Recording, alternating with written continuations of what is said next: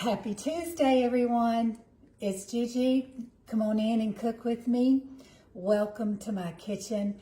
And before we jump into today's recipe, let me say hello and welcome to all of my new followers. I got on this morning and I see that I've gotten some new followers over the weekend. And so I just want to say hello to each of you and welcome to my page. I'm Gigi. I am a wife, a mother, a grandmother. I'm 58. I live in Georgia and born and raised here. So I am a Georgia Peach native, and I hope that you'll enjoy my page. I try to change up my content and try to cook for my family, but also I like to try to do recipes that can accommodate everyone, regardless of what your diet restrictions may be or your style of food or what you like. I just mix it all up. I never know what I may be making. So welcome to each of you, and thank you so much for giving my page a try. I hope that you'll like it, and I hope that you'll feel welcomed here. And above anything else that I may do, I always like to give credit to my Savior, because without Him, I'm nothing. So this page is to honor and glorify Him. That would be my prayer. So today we are going to make some cookies, some homemade from scratch cookies, because my husband made the comment last night that the pig was empty. For all of you newcomers, I'll show you Mr. Piggy, okay? Hang on.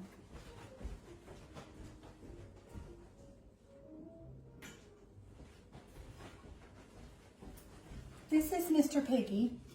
He is my cookie jar, and he is completely empty. So my husband said he has nothing inside of him. I said, well, I'll remedy that today, and I will bake some cookies. So that's what we're going to do. We're going to bake some butterscotch cookies today, and I'm just going to step by step take you through the process, and let me preheat my oven, okay, real quick. I always forget that. My followers know I always forget to preheat my oven. So let's preheat that oven. Okay, so we're going to start out by creaming 2 sticks of softened butter. This has been sitting out at room temperature, and we're going to soften 2 sticks of butter with a half a cup of white sugar and a half a cup of packed brown sugar, okay?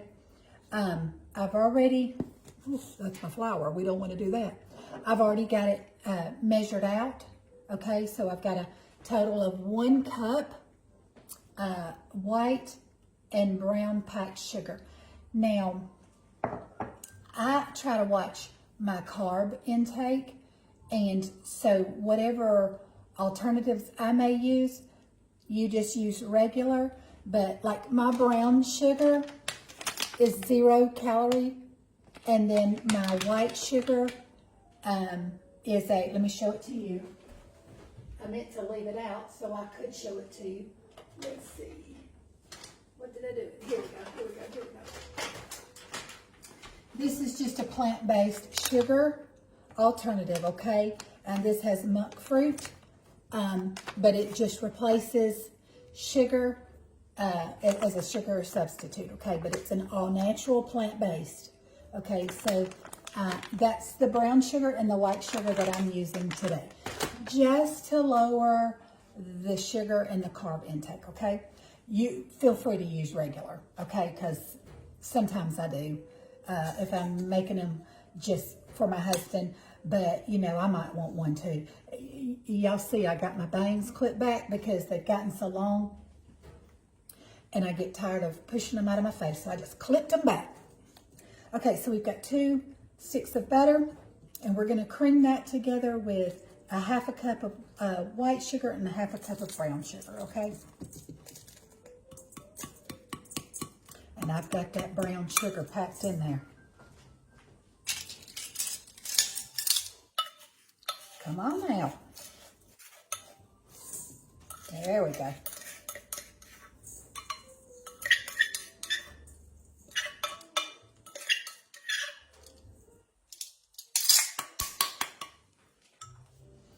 Okay, this gets a little noisy.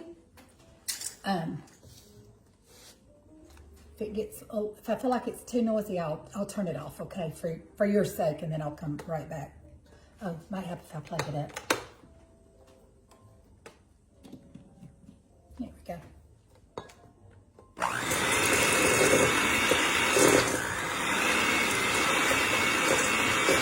I'm going to cream this together until it's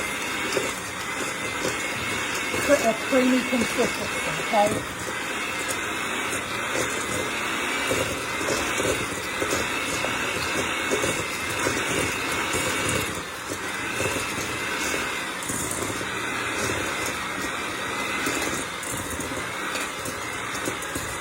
And I know that's noisy. I'll get this cleaned up to a creamy consistency, and then I'll come up with, okay? To our creamy mixture, we want to add 1 tablespoon. Our oven is preheated. We want to add 1 tablespoon of vanilla.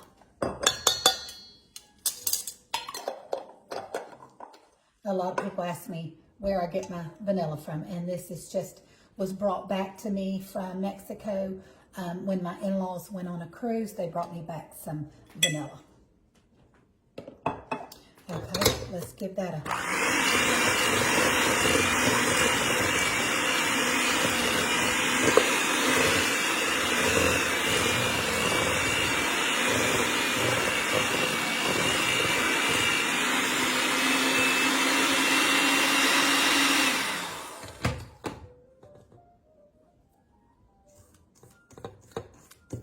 Push all that down, make sure we get the butter and the sugar off the sides. And it just becomes a creamy-like consistency. Okay. I'm looking at my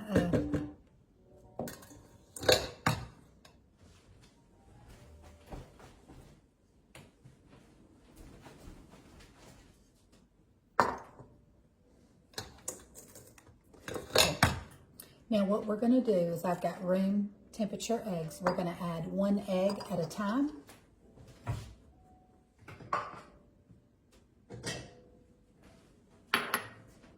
Into our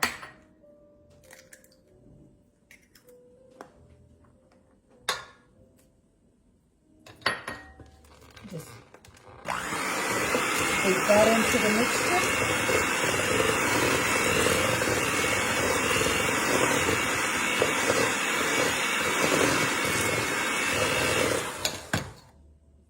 And y'all let me know how my lighting is today. Over the weekend, y'all know I have to adjust my lighting all the time, depending on the time of day that I'm cooking or what side of my kitchen that I'm on. So my sweet husband took me to Best Buy, and he bought me a new stand and a ring light. So does my lighting look any better today? I can see my cabinets open. Does my lighting look any better today? Too bright? It has 12 different settings on it. So one of them is bound to work for the right lighting for me. So I'm trying out my new ring light today.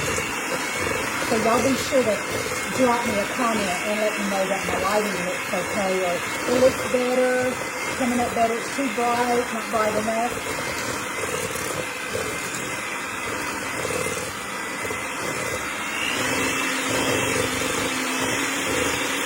Okay, gonna add our second egg in, give it a good mixture. Oh, put my apron on.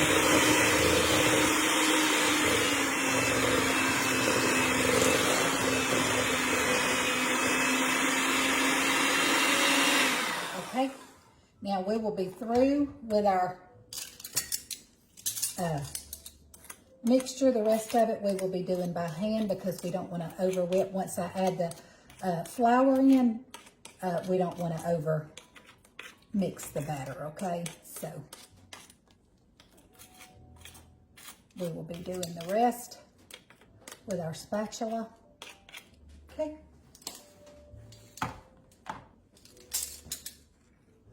Want to get all that goodie though.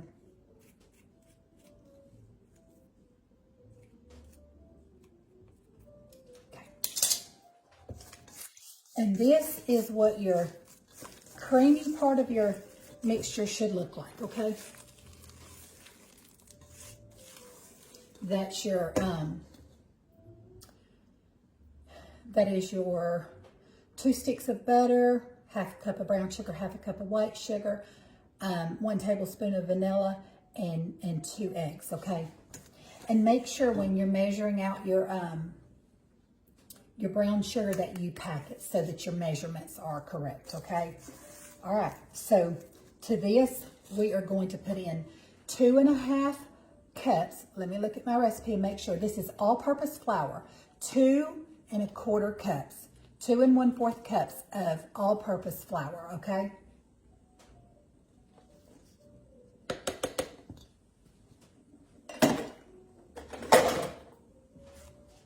And we are going to give that a good mix. Now this is going to take just a little bit of time because we want to make sure that we get it all mixed in there and well incorporated all the flour into the creamy mixture, okay?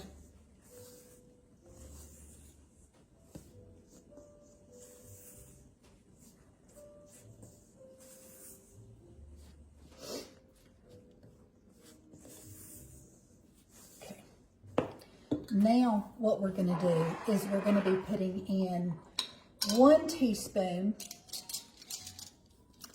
Let me get my teaspoon.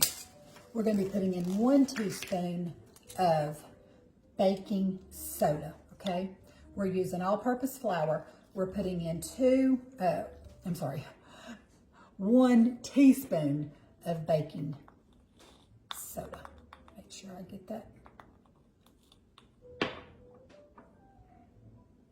1 teaspoon of baking soda, okay? And then we will also be adding 1/2 teaspoon of salt.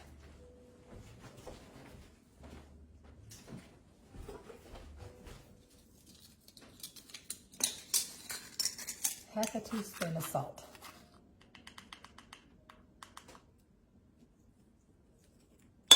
Okay.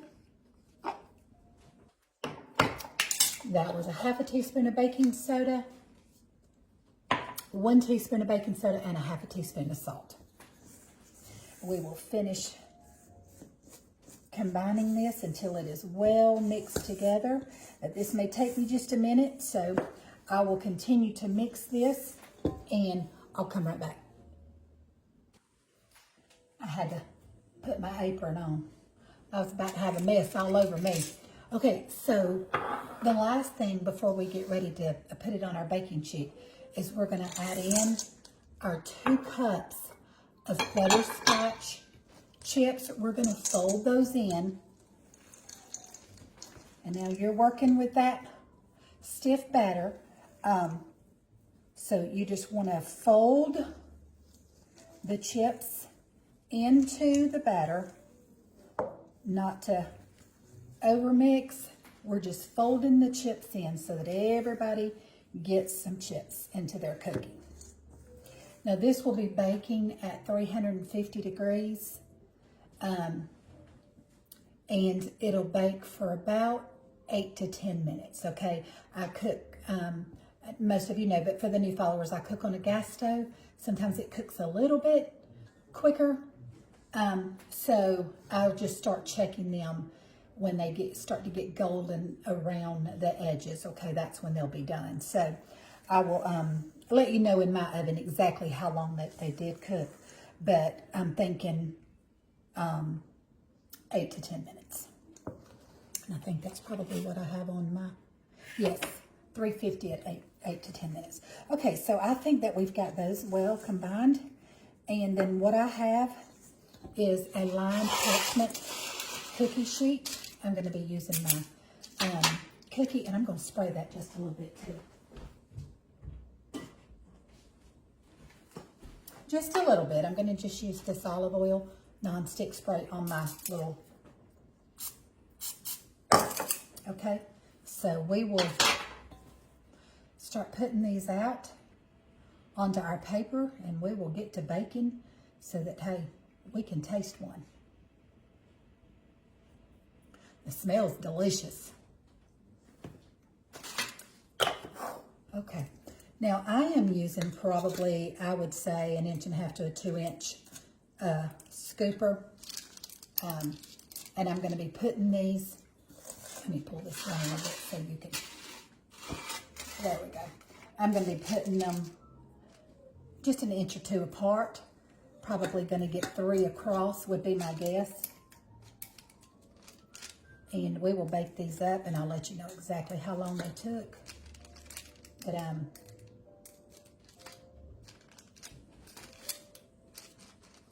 move that one over just a little bit. There we go.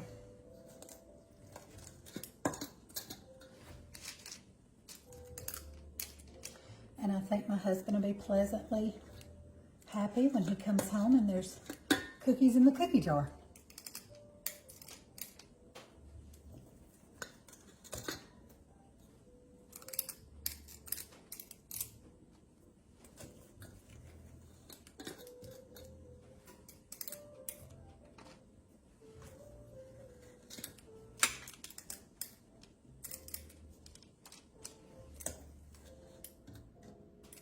And I will pop these in the oven, and then I'll get my other cookie sheet. But I just won't make you watch me on that. It looks like we're going to get probably a dozen cookies. 4, 8, 12. Yeah, we're going to get probably a dozen cookies on each cookie sheet. And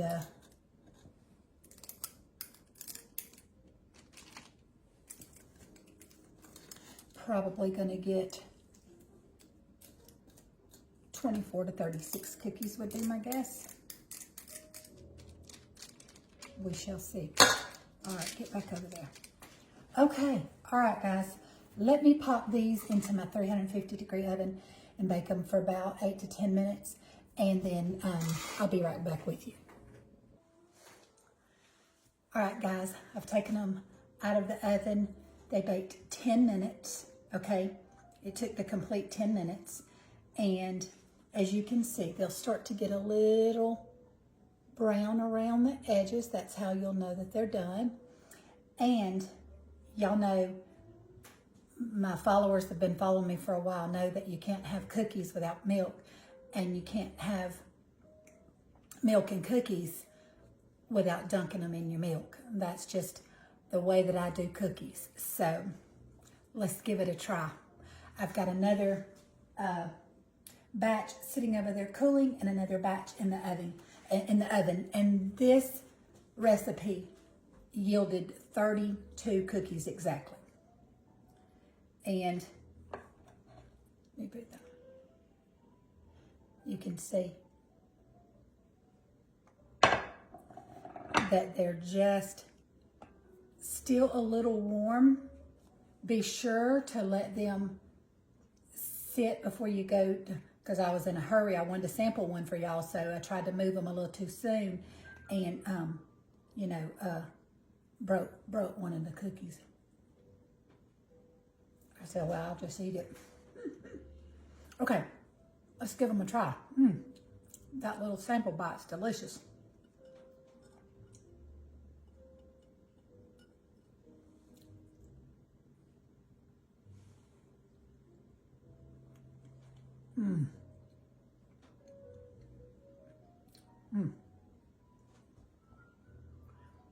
Still warm.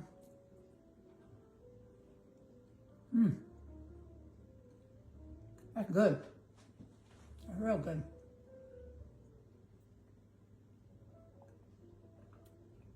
You know, I don't drink milk except for with cookies or cornbread. I'm not one just to sit around and drink milk. Some people love it. One of my sons, he loves milk. He could drink it at all 3 meals. These are really good, guys. They sure are. And that butterscotch, to me, is perfect for a fall flavor, a fall cookie. These would be great on Thanksgiving Day, or if you're going to a Thanksgiving dinner or party and you need to bring dessert. These butterscotch cookies would be a perfect cookie for the fall, for sure. I tossed about what kind of cookies I was going to make for my husband because I was going to do triple chocolate, which I've made those for you before. If you're new, you can go back through my videos, and there's a homemade from scratch chocolate chip cookie that I made. Those were delicious. And then there was oatmeal cookies that I made from scratch. So I said, well, I'm going to try these out because I may want to make these for Thanksgiving Day for my grandbabies. I think they would like them too. But guys, if y'all are looking for a fall dessert, here you go.